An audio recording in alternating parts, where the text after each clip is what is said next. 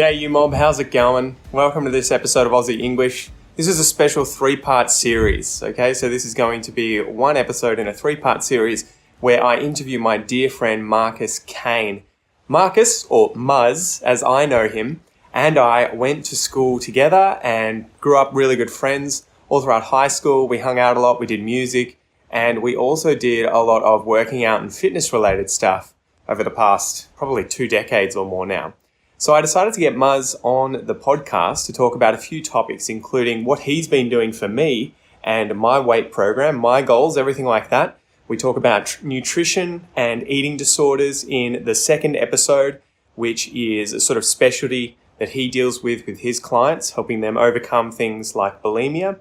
And then in the third one, we talk about social pressures on men in particular to look a certain way. So things like bodybuilding, celebrities, movies, and the use of illicit drugs or steroids. A lot of these drugs aren't necessarily illegal, but there's a sort of shady side to it. So we talk about that as well. Anyway, without any further ado, guys, let's get into today's episode. I give you my strength and conditioning and nutrition coach, Marcus Kain. Let's go.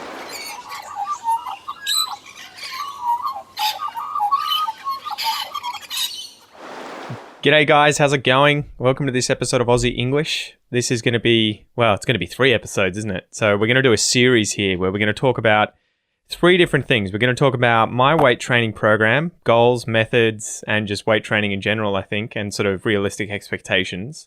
We'll cover nutrition and eating disorders, and we'll also go through fake natties, which is, I guess to explain that, that's fake people who pretend to be all natural, but they're not. They're on steroids, on the juice.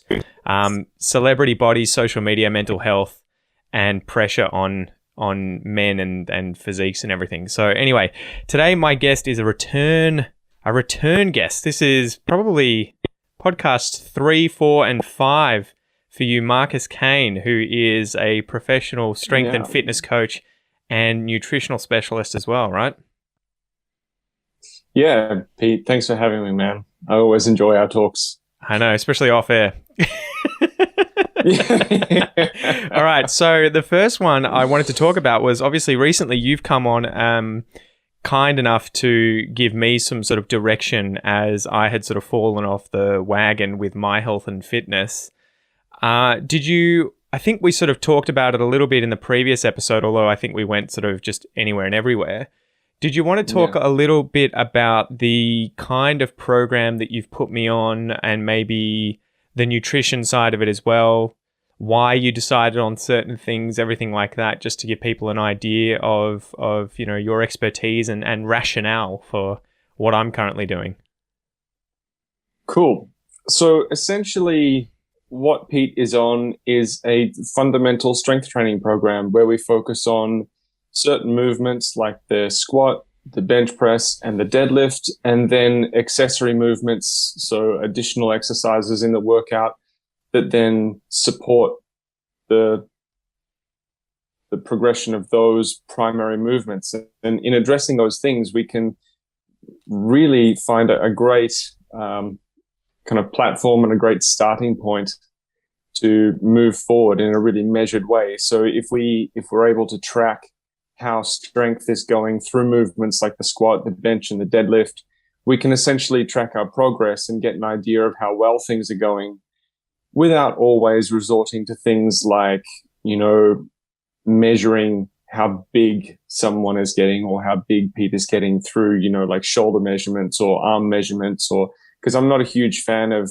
body measurements. I'd rather use metrics like strength and other things like that aren't quite as subjective. So essentially, we're working on a fundamental strength training program that's based on the squat, the bench, and the deadlift with accessory movements to support strength in those primary lifts.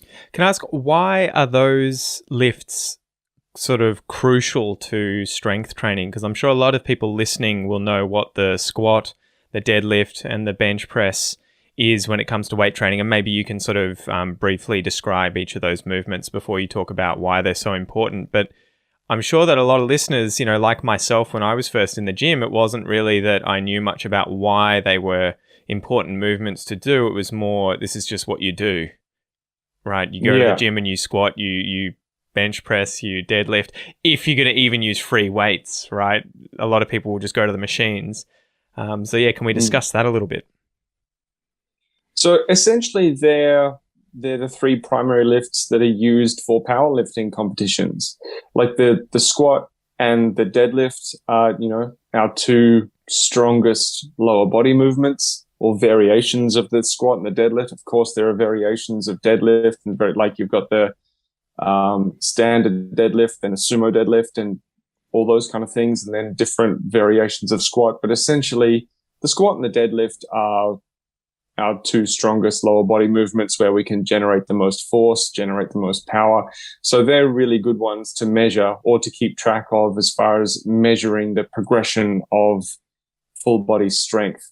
And then as far as the bench press is concerned, it's one of the strongest movements that we have, that kind of forward pushing movement in the upper body. And it's super measurable. It's a measure of how much force we can apply. Someone could easily argue that we can apply more force in pulling directions. So say with a really intense, maybe like a weighted pull-up or something like that, we might be able to apply more force using muscles in the posterior chain, which is the muscles in our back.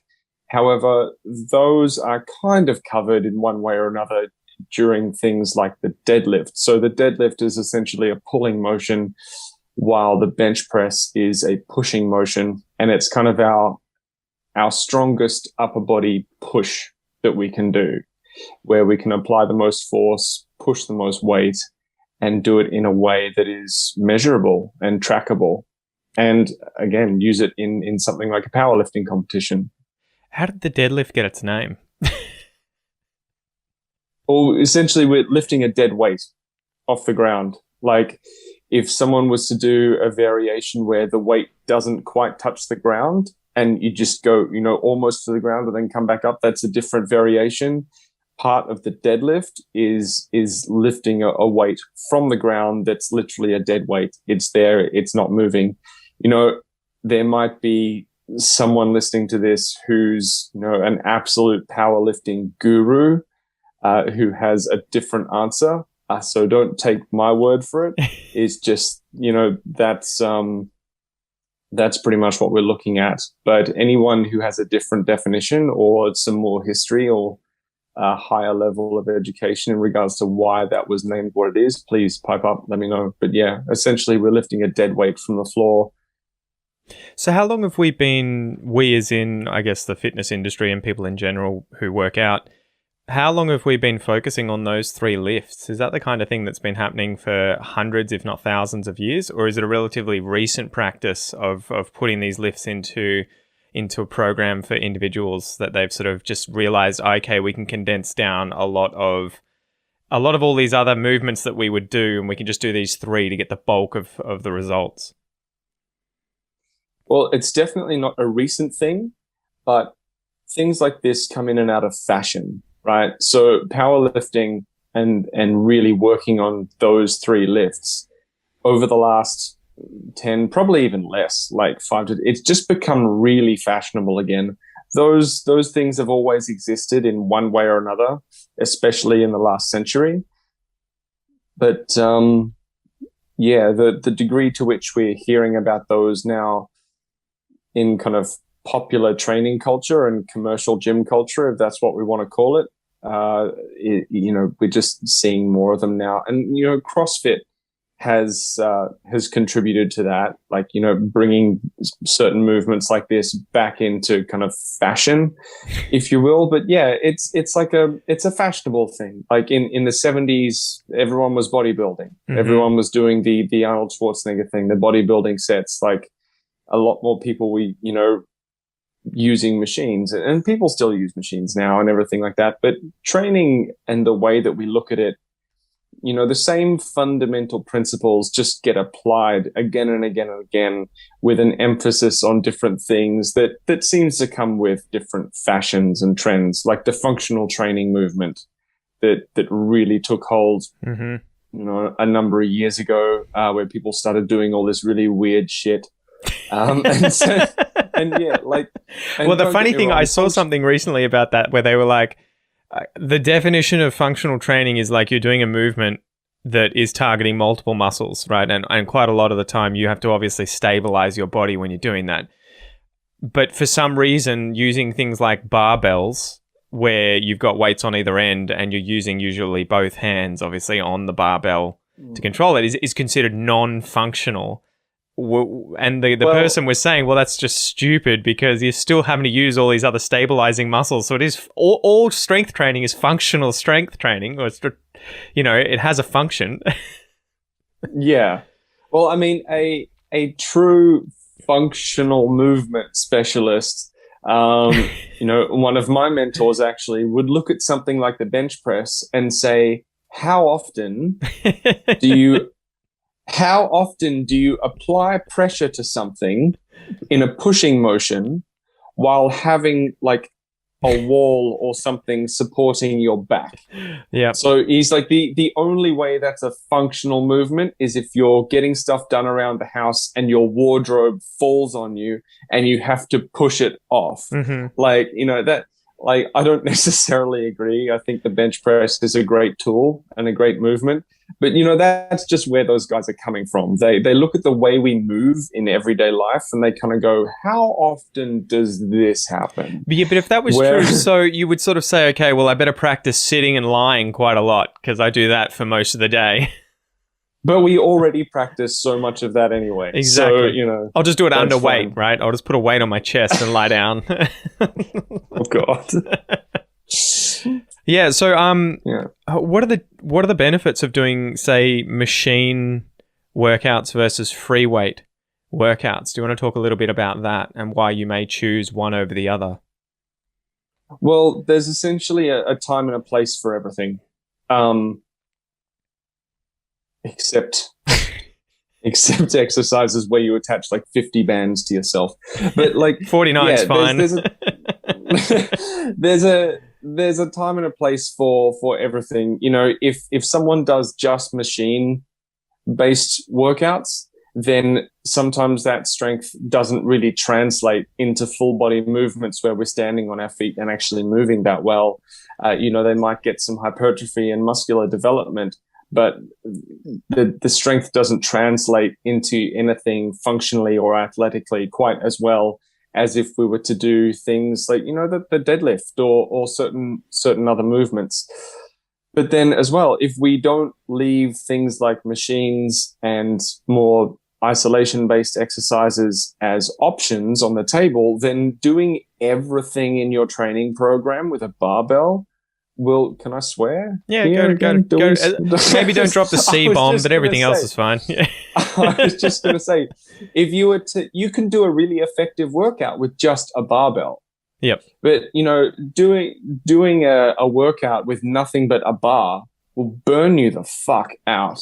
Like, the impact that the Olympic bar has on the body, it's a very unforgiving piece of equipment. Yeah. It's great for building strength, but, for true optimal progression, you want to be able to use that tool like the bar and free weights for what they're good for, but stop at that point of maximum recoverable volume. And what I mean by that is the most work that you can do with that piece of equipment and then positively recover from. Yeah. So, and then where machines or isolation exercises might come in handy is, say that I'm looking at someone's deadlift and the way that they're moving shows that there is a weakness in maybe specifically their hamstrings. There's a part of the movement that shows me that, okay, their hamstrings need more work.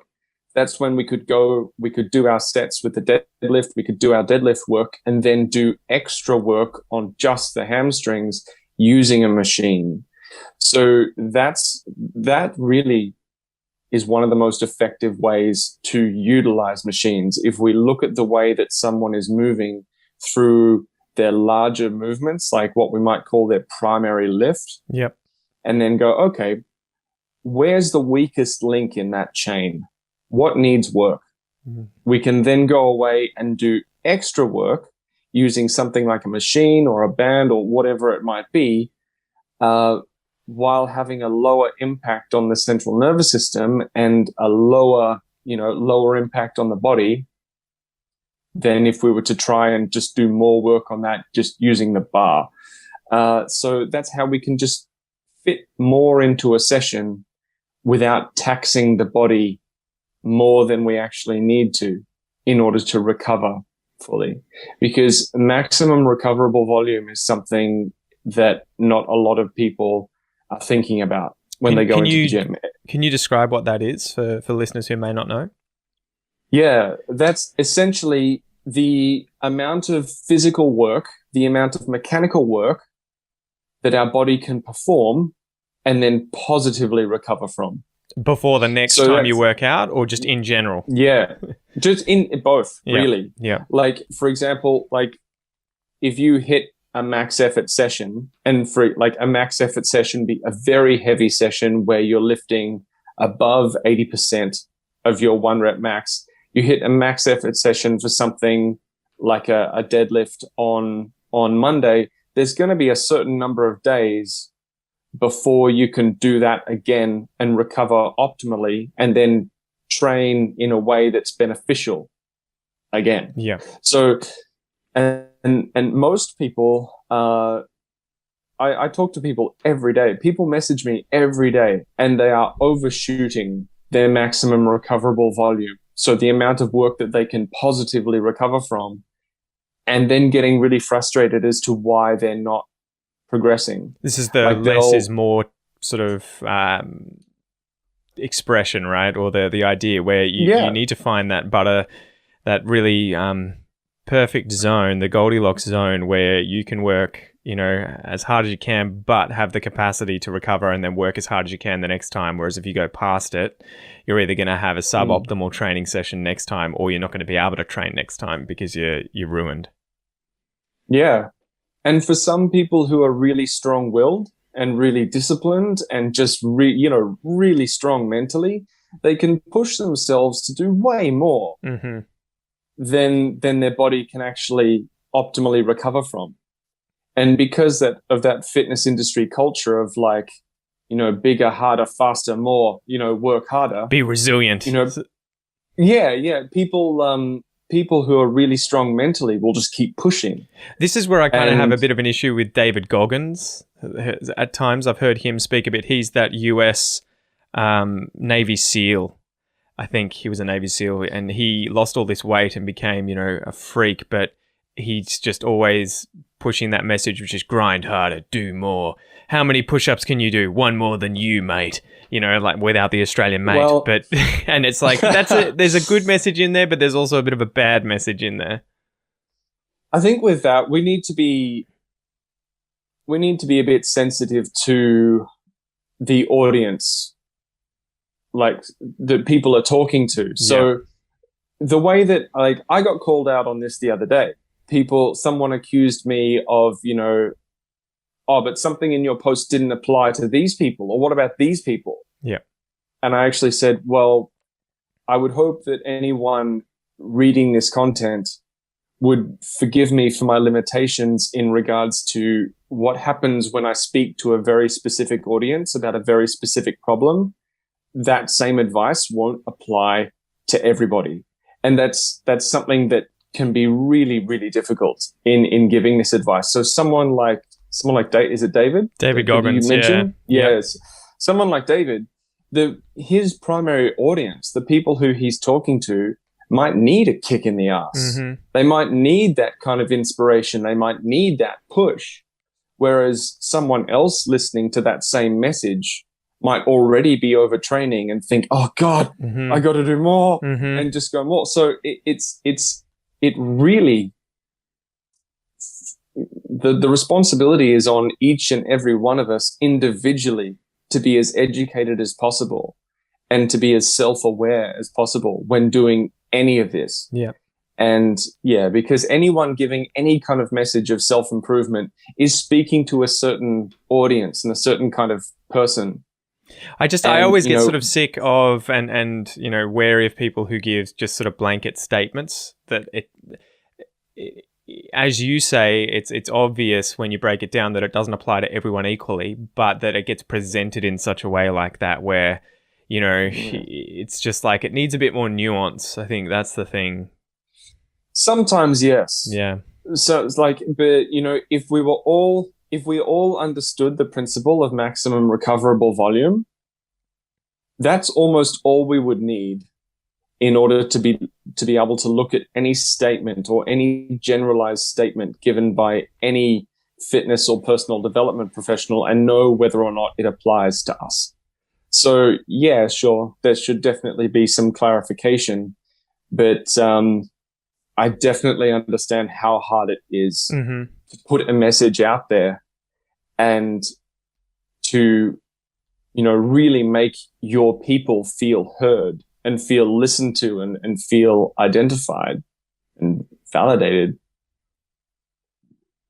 while also covering all bases for everyone else at the same time. Yep. So it's a combination of, yeah, sure, every now and then we should just clarify, look, this is the context in which I mean this.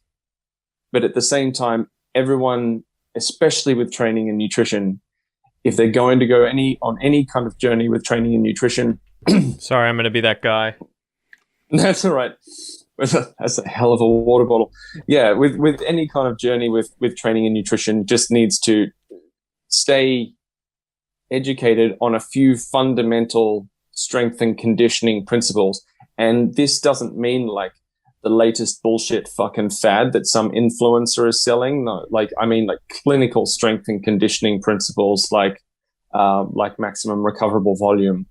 If we take that approach and everyone takes a little bit of accountability, then we're all going to have a better ride.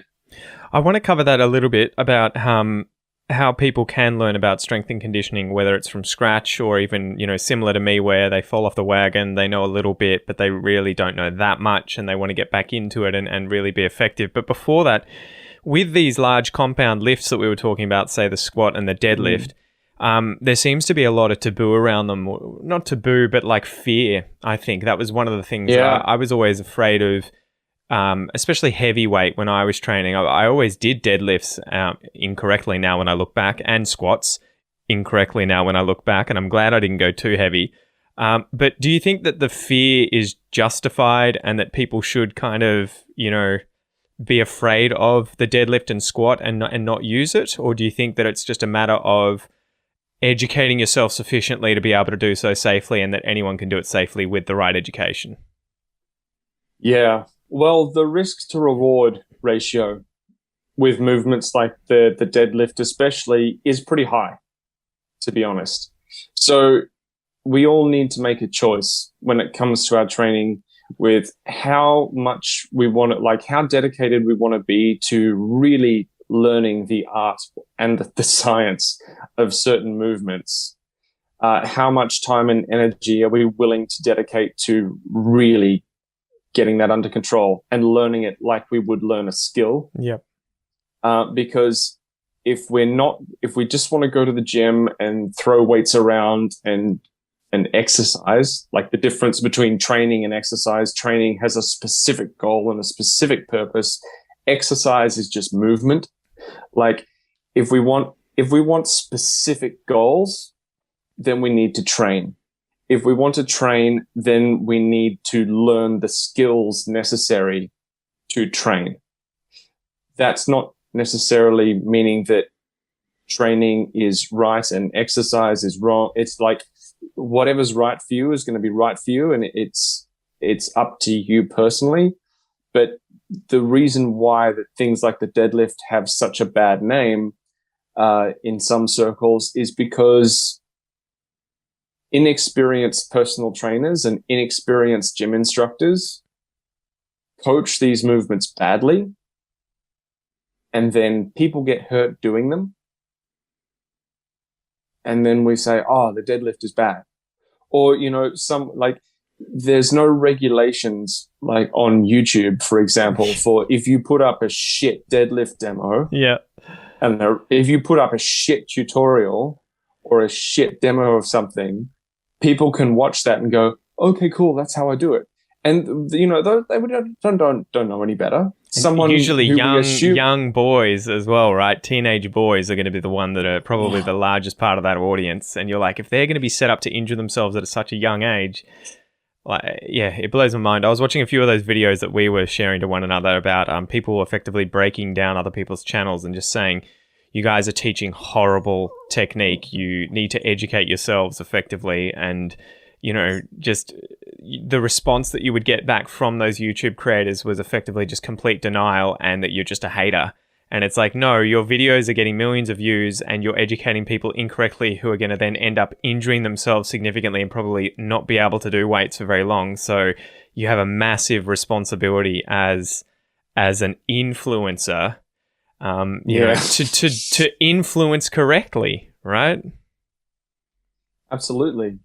The difficult thing there is that none of us really understand the danger in a lot of ways until we experience an intense injury. So from the perspective of someone who might be in their early to mid 20s, their natural level of human growth hormone is still really high. Those were the days. They've still got that kind of youthful bounce about them. They recover from things better. They don't get hurt as easily. They don't get injured as easily. From their perspective, and I'm playing devil's advocate here, sure, they need to get their fucking shit together and learn how to coach properly, not just watch another goddamn YouTube video and then go, okay, I know how to coach this now. Like I used to coach boxing, not because and I put work into learning how to coach boxing properly. I didn't just, whereas other people are just like put gloves on, and I was just like, let's do this. I'm your coach. Yeah, just like watching a YouTube video and then going, okay, let's go do this now. And people do the same thing with deadlifts. However, until someone experiences an injury for themselves, they don't usually realize how wrong they're doing something. And it's very, and this is like the catch-22, the thing that makes it difficult. It's very difficult for someone who's been getting away with training a certain way just because of youth, to feel anything but pissed off when someone says, hey, you're doing a shit job. And they're like, well, it hasn't caused a single problem for me yet, so fuck you. I'm getting mad gains, son. I'm getting mad gains. And you're like, yeah, but you could tweak it and improve things, right? And be safer. Yeah, it is that wisdom versus knowledge thing, I think, with youth and the older I get and the more hair I lose, I think it's the more I realize, ooh, I did not know as much as I thought I knew 10 years ago. Yeah. To be honest, even when I think of I've always been a very cautious trainer. Even when I'm strength and conditioning coach now, but when I was and nutrition and whatever, but when I was just the personal trainer, in my mid-20s, I was always very cautious, always very aware of injuries and everything like that. I was the guy that was given, the very difficult cases to work with, people who, older clientele, people who've experienced injuries. I just kind of fell into that role. But still, I look back at some of the techniques and some of the things that I was coaching other people and think, oof, yeah, that could have been better. Even for someone like me who always was on the conservative side, there were still things I could improve. And I only see that now. So, we do the best we can with what we have to work with. But still, that doesn't remove accountability. Yeah. So should people be ultimately afraid of the deadlift or the squat? Or it's just that they should educate themselves effectively? Absolutely not. They should not be afraid. If it's taught by the right person in the right way, there is nothing to be afraid of. Of course, when it comes to differences in the way that we're all put together, everyone's body is slightly different. For example, the femur, the bone in our thigh, some people have longer femurs than other people in comparison to the length of, say, the tibia and fibula, in their shin. So depending on our dimensions, we're all going to be slightly better at other movements, not so good at others. there might be some people who just it's not a good idea for them to do, say, a traditional deadlift where they're lifting the bar off the floor, because, you know, they might be super tall. They might, you know, that's not to say that tall people shouldn't deadlift, but if something is going on physiologically or biomechanically, whatever we want to call it, that makes it not safe for someone to do a specific movement, that doesn't mean there's anything wrong with that person. It just means that we need to adapt that movement to be safe. Yep.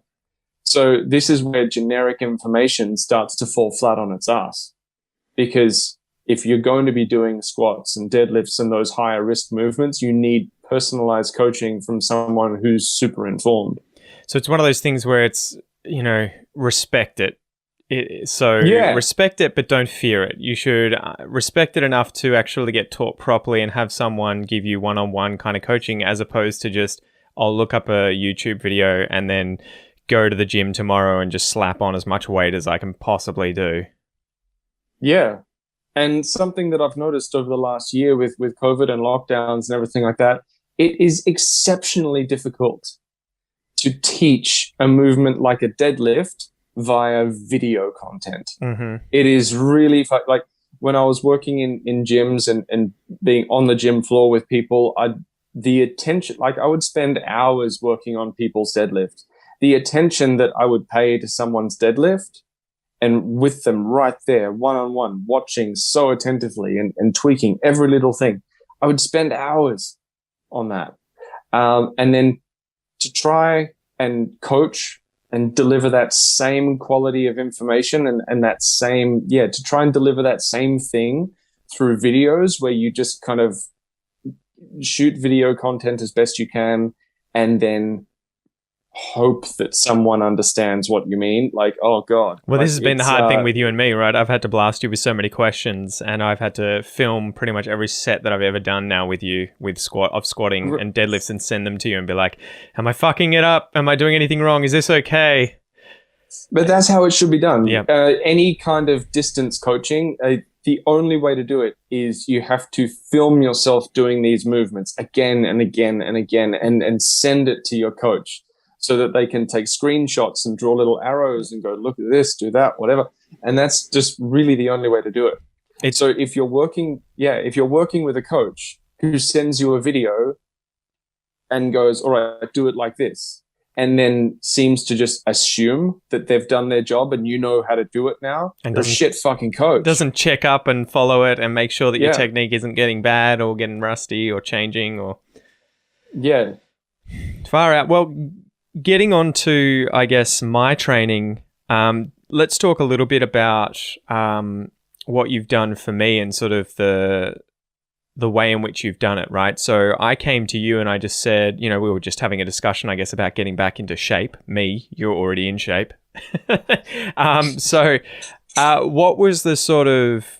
How do you sort of address that sort of thing where you come across someone like myself who's been off the wagon for probably 3 or 4 years and hasn't been training significantly? What can someone in that sort of a position expect to hear from someone who, you know, is like yourself?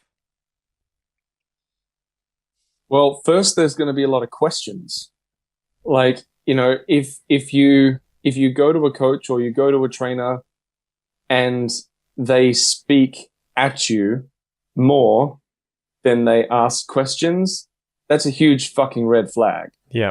Like, there wasn't a whole lot of that going on with you and I, because we've known each other for a very long time. We've always talked about training and exercise and everything like that, and I'm relatively familiar with your history. But there should be a lot of questions. If it was someone that walked in off the street, you would be blasting them a lot more with, you know, tell me about what you've done in the past, tell me about your diet, tell me about everything else. And this is where, like, because I coach primarily nutrition now, and primarily pathways out of binge eating disorders and things that come from excessive dieting and hang-ups around food. Like, that's essentially what I coach primarily now. And we'll get into that in the next episode, guys. Yeah, we'll get into that later. But when it comes to, you know, people often think I'm weird when they come to me for strength and conditioning coaching or whatever, because I'm like, I'm asking 1,000 questions. I'm asking them to send me videos. And what people usually expect is someone to just go, all right, here's your PDF with your program. Here's the couple of like videos. Now go do that. Yeah. But there really should be more questions to get an idea of whether or not want to tailor it to your specific needs, right? And that was the thing. I think you were saying, do you want to be strong? Do you want to be ripped? Or do you want to look good? Because it tends to be, I think you can have two of those, but not all of them, right? I think I probably butchered that, but you... Well, you can hit all of it. This is where things like, conjugate and concurrent programs, training programs come into play, working on different skills. And I was chatting with a friend of mine who manages a gym in Melbourne about the difference between conjugate and concurrent training programs the other day, which is pretty advanced strength and conditioning principles. We're getting in the deep end. No, but there are some people that are still debating on the difference between those two. Something in regards to strength and conditioning is just sometimes it gets complicated and there are a lot of gray areas. But can you remind me of the question, because I forgot it? But I was saying, yeah. So when I came to you, you were like, "Well, what are your goals? What do you want to achieve? Yeah, what do you want to do?" What are the goals? I think depending on where you are in your fitness journey, there needs to be there can be a more generalized approach if it's your first couple of years of training. But as you get past the beginner and as you get into the intermediate phase, and you don't reach the intermediate phase of training until you've been training for like a couple of years at least. Like, let's not kid ourselves here. A lot of people think that, I can do a couple of gym-based movements now or whatever. I've been training for 6 months. Surely I'm not a beginner anymore. But as rough as this is to hear sometimes, unless you've been training for a couple of years, then in a lot of ways, physiologically, we're still going to be in those initial 2 years of adaptation. So we're still going to be a beginner. And to be honest, that's not a really sexy thing to hear. That's hard to sell because people hear that and go, fuck you. I'm going to find the guy who can give me a result in 3 weeks. Yeah. I want someone to tell me that I'm awesome right now. And yes, of course, you are awesome in different ways, but we need to... He's talking to me, guys, not you. I'm sure everyone listening to this is a wonderful human being. But yeah, so this is where you can get away with a relatively generalized approach. Medium level rep ranges, your 8 to 10 to 15 rep ranges on different movements, working on your fundamental, like big lifts, like your bench, deadlift, squat, pull-up variations, row variations, maybe an overhead press, all those just really meat and potatoes style things. And you can really perfect those and work on those for a couple of years. Yep. Just using moderate rep ranges before you need to get too specific. And again, in that time, sorry to interrupt you, but in that time, you're probably going to work out what you want to do as well, right? And get a better knowledge of how the training works and what it's going to achieve, how your body acts. And so you shouldn't be in a rush, to do one thing or the other and it's the hardest thing to say, right? It's like with learning any kind of task like that or skill, like with learning a language, right? You don't necessarily want to be like, all I want to learn is how to talk about Lord of the Rings in English. That's the only thing I want, because it's like pretty certain it's going to end up being, completely different from that in the end. So you want to just take it easy, get in there, find what you like, and then, see how you go after a few years. Yeah. Well, there's Ross Edgley actually talks about the value of general physical preparedness quite a lot. It's one of the topics that he really talks about a lot, that I'm super glad that someone in his position, with that kind of following is really, really putting out there like quite a bit.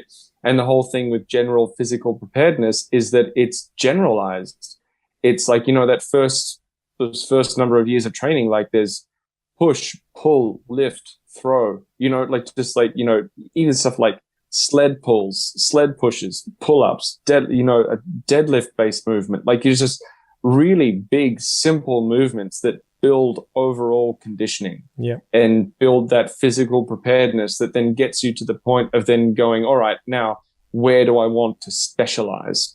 Because our level of general physical preparedness often, it just has a huge impact on how far we can go with, the other areas of our training. So sometimes we might think like, this generalized stuff, I want to work specifically on what I want to work on, but our degree of general physical preparedness, our work capacity, our work capacity is like, the amount of mechanical work that we can perform.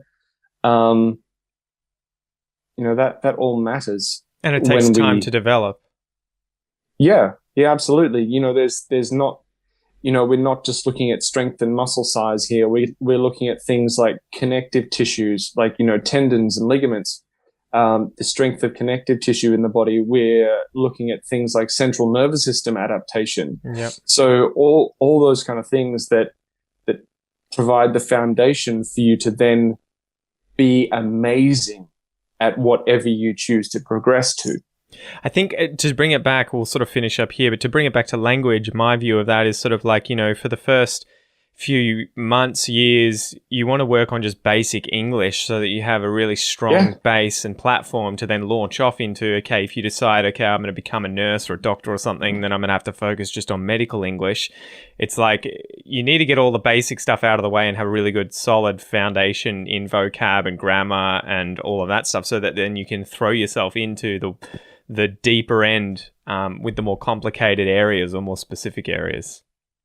Yeah, absolutely. It's the same principles apply with basically everything. Strength and conditioning and body goals and however we want to talk about it, same principles apply. There's like a fundamental base of support that just, if we do that right, it makes the rest of the journey so much easier.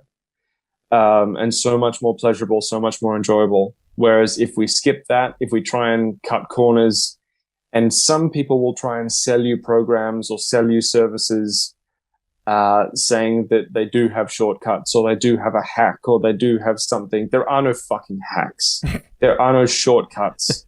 If someone tells you they have a shortcut, they're a fucking prick. Well, and it's one of those things that it's like, this is not just fitness where this applies. This is not just learning English either. Anyone, anywhere who's trying to tell you that you can learn an incredibly complicated skill in a very short period of time should definitely get your eyebrows to lift, right? Like you should definitely be a bit... how to become a surgeon in 3 months. That's the same thing with the how to become fluent in, 30 days. And it's just the annoying thing about that is that, it gets the eyeballs, it gets the attention, it gets the money because a lot of people are selling programs that are, like the 30 days from 0 to 100 in English or in French or whatever it is. But the real message there that I think, we're missing out, and maybe we can talk a bit about this in the episode about fake natties and the fitness industry, but the message is it sets people up to fail because it inherently avoids emphasizing hard work that is continued and that you can maintain over a long period of time, and to expect that that's what's going to be required and that the results aren't going to come easily, right? So it's one of those annoying things that seems to be everywhere, and this is so relative now to social media and our attention spans just shortening more and more and more and wanting instant gratification as opposed to having to delay it. Yeah. Though I do want to add to that, just as like a kind of final word about this, working on the fundamentals that I'm talking about, like that general physical preparedness, we might be able to really kind of milk benefits out of what we might call the beginner phase for a couple of years, but that doesn't mean that it's going to take a couple of years to see fucking great results. Bingo. Right? So let's be absolutely sure of that. You're going to see results within the first 6 months. Yep. And that's the same with languages, right? The most amount of results you're going to see, and the biggest like the steepest gradient of change is going to be that initial, what is it, like the initial first 20 hours. I think I've seen a lecture about that where they say, you know, the first 20 hours is where you're going to pretty much get the biggest gains ever. And it's the same for beginners in fitness. You're going to get insane results in the first 3 to 6 months of lifting. Yeah. But then it starts tapering off and you have to work harder and get smarter. Yeah, insane results, but at the same time, we're going to address that a little bit more in the upcoming podcast about steroid use and performance enhancing drugs and what you can really expect. Yeah. From your first 6 months of honest training. All right, Muzz, where can people find out more about you and what you do and potentially get your services if they need it? Come and visit me on Instagram, Kain Coaching, and that's definitely the best place to come and see me right now. I'm pretty much always on Instagram. That's where to find me. That's where to talk to me. How do you spell it? Oh, sorry. Yeah, that's all right. Kain is spelled Mkain, and then coaching, as you would spell coaching. So yeah, that's definitely the best place to come and find me. Awesome. Thank you, Marcus, and we'll see you guys in the next episode. Peace out. Thanks, guys. See ya.